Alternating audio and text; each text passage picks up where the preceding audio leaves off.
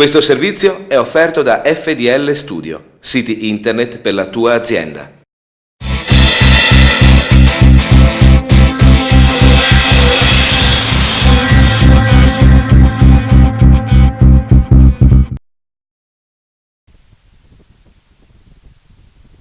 Intanto una cosa, ti è piaciuta la nostra città? Guarda questa torta qua, era intera quando siamo arrivati, per cui ci è piaciuta, sì, e anche il prosciutto.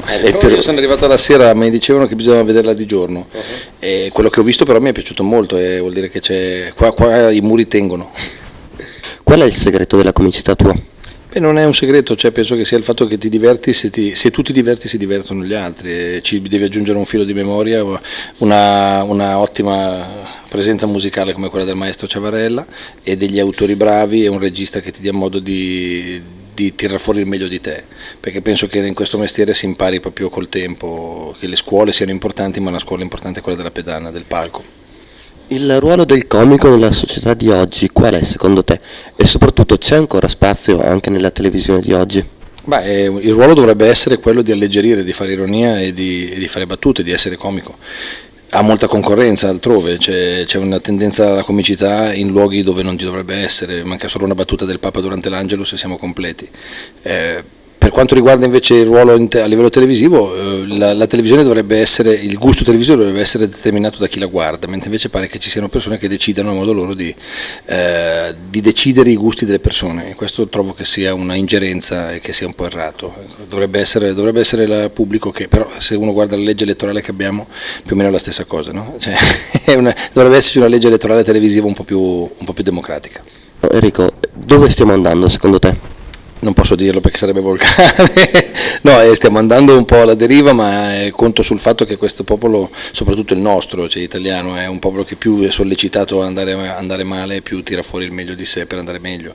Abbiamo avuto un dopoguerra, abbiamo avuto una crisi, uno shock petrolifero degli anni 70, abbiamo avuto dei momenti, abbiamo avuto le dominazioni anni passati, per nord e nord-est sappiamo che sono passati di tutto, dei francesi, gli spagnoli, gli austriaci, eppure abbiamo mantenuto una cultura e una forza di nazione.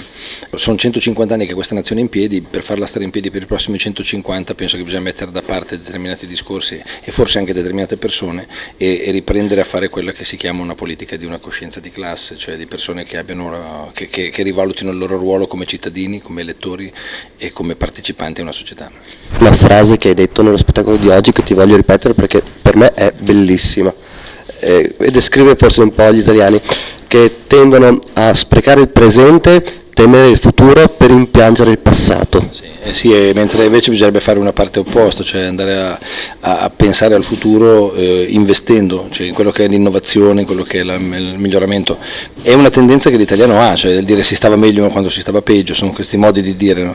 Secondo me si sta peggio quando si sta peggio e si sta meglio quando si cerca il meglio, questa dovrebbe essere la tendenza. Anche il tuo riferimento a Pericles è stato veramente interessante. Beh, è stata una cosa che ci è venuta in mente anche con la regia, con tutti, per fare un confronto tra come era un pensatore dell'epoca che inventò la democrazia e come qualcuno oggi cerca invece di metterla, di asservirla al suo personale interesse, e questo qualcuno non è soltanto la figura del Presidente del Consiglio, è un insieme, è un sistema politico che si autotutela, è un sistema che quando c'è da votare per abbassarsi le spese, le tasse e soprattutto gli emolumenti fa trovare soltanto 22 votanti, gli altri si astengono tutti. Questo vuol dire che il sistema si autotutela e si autoprotegge. Bisogna dirle queste cose, però a volte quando si dicono si rischia di passare per populisti, è una specie di cortocircuito. Sì, il populismo ben venga perché viene dal popolo, è meglio populisti piuttosto che protettori dello status quo. Direi che Pericles aveva tutte le caratteristiche per essere una persona non populista ma popolare e che ha detto cose delle quali oggi qualcuno, se dovesse dirle, dovrebbe anche vergognarsi. Chi è Enrico Bertolino nella quotidianità, giù dal palcoscenico? Qui tutti quelli che sono qua intorno possono testimoniare che sa la stessa persona che è sul palcoscenico, il più delle volte tenta di essere magari qualcuno un po' più serio, ma come diceva Petrolini è un comico mica da ridere.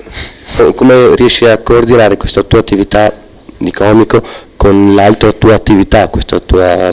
Ma è bene per dire, perché il teatro aiuta la formazione, in quanto puoi fare dei corsi e la gente sorride, impara, lo chiamano gli americani l'edutainment, no? Education Entertainment, e devo dire che anche il teatro può apprendere qualcosa dai ritmi formativi, perché devi capire i tempi, devi sapere quali sono i modelli di comunicazione e devi cercare di studiare. Una di quelle matrici che hai visto nello spettacolo viene dai modelli formativi, per cui è uno scambio reciproco, gli uni arricchiscono gli altri.